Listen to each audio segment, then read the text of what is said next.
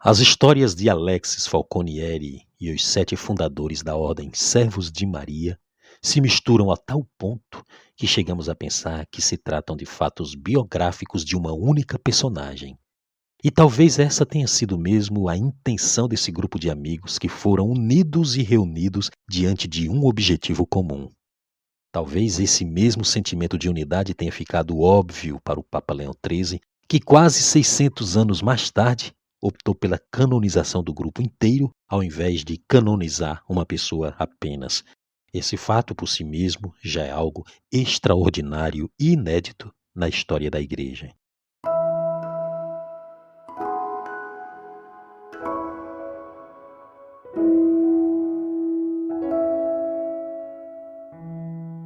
Alexis Falconieri foi um nobre, um místico e também um mendigo.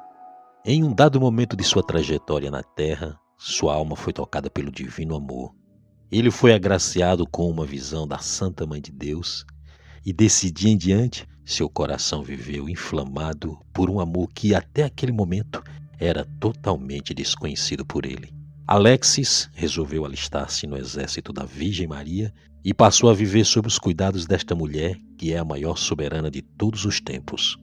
Assim como ele, outros 6 amigos, companheiros da ilustre sociedade florentina, também estavam preparados para esta grande jornada no caminho do serviço aos mais pobres, sempre iluminados pela Mãe de Deus.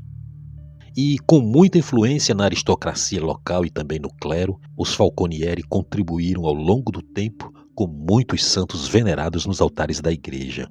No tempo de Alexis, Florença vivia o seu auge no comércio, na verdade, a sua era de ouro de prosperidade. Nesse período, o crescimento populacional praticamente dobrou em 50 anos. Conta-se que entre 1200 e 1250, a população passou dos 40 mil a 80 mil habitantes e sua moeda, o florim de ouro, era a mais cotada no grande comércio internacional daquele momento. Havia também muitas tensões sociais de alto risco, como, por exemplo, as guerras contra as cidades de Sena e de Pisa, as excomunhões que os papas lançavam contra o imperador e seus seguidores, e havia ainda a sangrenta guerra de facções entre guelfos e gibelinos que praticamente dizimavam famílias inteiras e perpetuava, assim, o ódio e a violência durante várias gerações.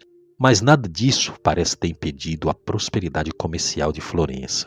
Mas nem só da riqueza material vivia a cidade. No faustoso palácio dos Falconieri reinava certa riqueza que era a fé cristã.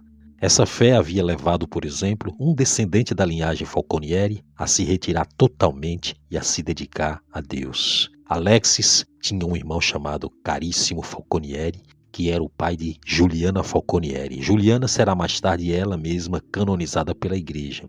E esse estilo de vida do seu tio vai ter grande influência na sua decisão de seguir na vida religiosa mais tarde. E eu recomendo que você assista aqui também no canal ao episódio sobre a história de Santa Juliana Falconieri.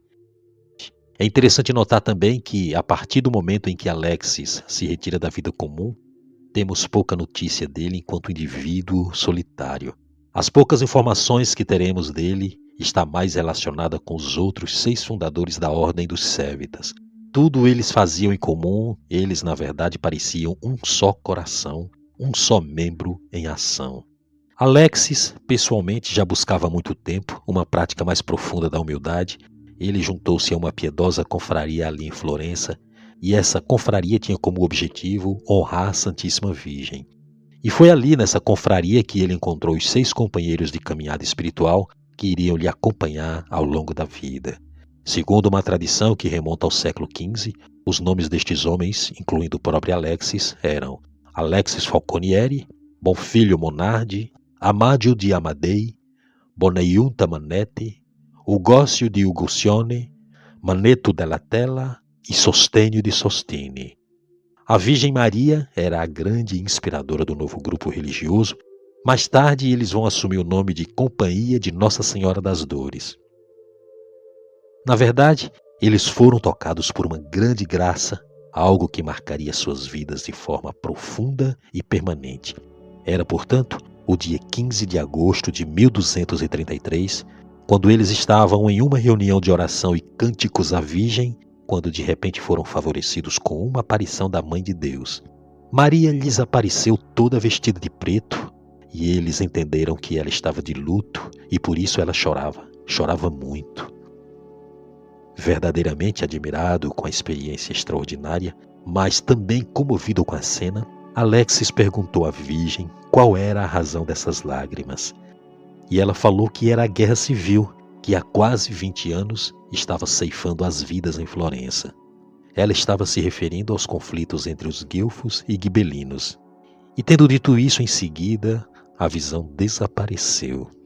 Não se sabe ao certo quantos minutos, ou até mesmo segundos, durou esse contato espiritual. Sabe-se, porém, com certeza, é que aqueles rapazes não foram mais os mesmos depois desse encontro. Eles estavam, no mínimo, atordoados com essa experiência.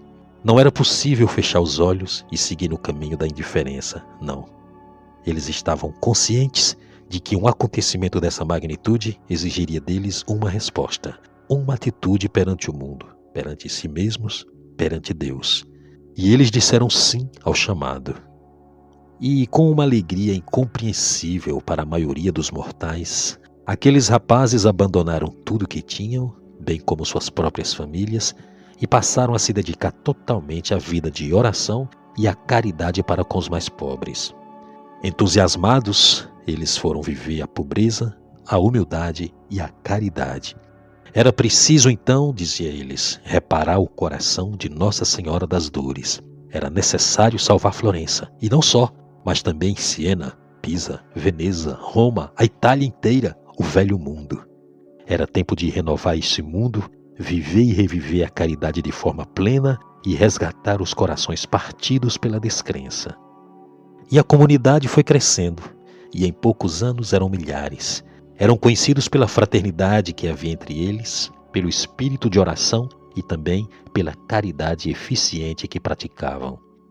Havia mesmo no coração de muita gente daquele tempo o desejo de uma renovação espiritual, uma vontade imensa de viver a plenitude do Evangelho.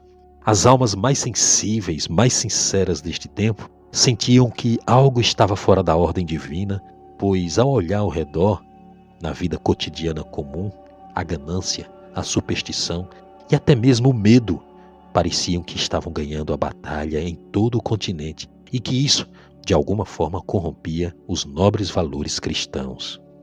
É nesse contexto que vão surgir muitas confrarias de leigos voltadas à penitência, que vão se opor abertamente contra o luxo, os prazeres efêmeros e a louca busca pelo poder. E foi assim que os 7 fundadores perceberam que era tempo de formarem uma comunidade religiosa. O grupo era frequentemente visto pelas ruas e estradas a mendigar o pão e pedir esmolas para os seus mais pobres e doentes, como era comum às ordens mendicantes. E conta-se que certo dia, enquanto eles estavam distribuindo alimentos e outros mantimentos para um grupo de necessitados, de repente chegou um menino, todo maltrapilho, mas com uma vivacidade no olhar, lhes fez a fulminante pergunta: "Vocês são os servos de Maria?" Imediatamente, os 7 rapazes perceberam naquele momento que este era mais um sinal da Virgem Maria. Então, fundaram a Ordem dos Servos de Maria, também chamados de Sévitas, e passaram a seguir a regra de Santo Agostinho. Essa ordem ela vai se espalhar brevemente por vários países, inclusive no Brasil, onde eles vão fundar casas em São Paulo, Santa Catarina e também no Acre. Primeiramente, eles vão se reunir em comunidade numa casa abandonada na periferia de Florença, que mais tarde essa casa vai se chamar Santa Maria de Cafágio, onde está até hoje o célebre santuário da Santíssima Anunciada. E é ali nessa casa que eles viviam como se fosse um só coração e uma só alma, levando uma vida de austeridade, dedicadas à oração, à contemplação, também às obras de caridade em favor dos mais necessitados. Uma das características dessa nova ordem era o manto preto que eles usavam em homenagem ao luto da Virgem das Dores. A nova ordem religiosa apresentava uma proposta inovadora que pretendia dar testemunho de unidade e de paz. Com isso, estes jovens estavam dizendo claramente que sim, era possível os irmãos viverem em união. O estilo de vida que eles levavam despertou no povo admiração e também respeito. Muitas pessoas faziam de tudo para visitar os irmãos, assistir a uma missa com eles, pedir um conselho, fazer uma confissão ou simplesmente vê-los rezar. A ordem tinha também o apoio do clero e do povo em geral. Por exemplo, no dia 12 de junho de 1241, o senhor Giuliano da Bibliano, membro da família dos Ubaldini, fez uma doação ao bispo de Florença de um terreno localizado na selva do Monte Sinário. Assim, o bispo convidou os 7 irmãos para se estabelecerem no terreno e entre 1246 e 1247 eles mudaram definitivamente para o Monte Cenário. Apesar desse lugar estar localizado a mais de 80 metros de altitude e distante de Florença cerca de 20 quilômetros, o Monte Sinário é um ponto de referência nas peregrinações marianas no mundo inteiro. É ali que se encontram também as relíquias dos 7 santos fundadores. As pessoas ali eram atraídas pela santidade dessas 7 almas nobres e muitos pediam para ingressar na comunidade, e dentre eles estava Filipe Benício, que mais tarde viria a ser um dos maiores organizadores e propagadores da ordem. E a partir da mudança para esse novo local, o grupo foi crescendo e novos conventos foram necessários, e mais tarde a bula Dum Levamus, do Papa Bento XI, aprovou definitivamente a nova ordem religiosa em 1304.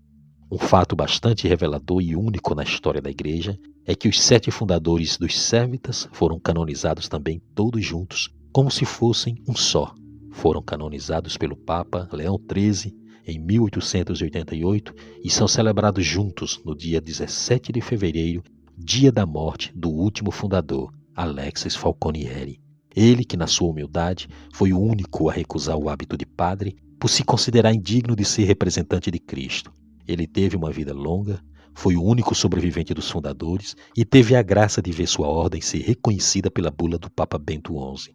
Alexis já tinha cerca de 70 anos quando começou a ser diretor espiritual na preparação de sua sobrinha Juliana, a menina que dava passos largos no caminho da santidade. É possível medir a influência que Alexis teve sobre seus compatriotas e também sobre seus companheiros de caminhada na ordem religiosa. Vemos isso pela rápida expansão e adesão aos ideais da comunidade dos Sérvitas. Em pouco tempo, essa comunidade de 7 jovens já eram milhares de pessoas que se alistaram debaixo da bandeira da Santíssima Virgem. Em sua morte, um fato extraordinário aconteceu. O santo foi visitado pelo menino Jesus em forma visível, como foi atestado por testemunhas que ali estavam presentes. Santo Alexis nasceu nobre e morreu pobre, sem, no entanto, perder de vista a realeza e a identidade de ser filho de Deus. Em muitos momentos da vida, ele deixava transparecer a plena consciência de que aquele que está mais altamente colocado nesta vida deve ser o servo dos outros.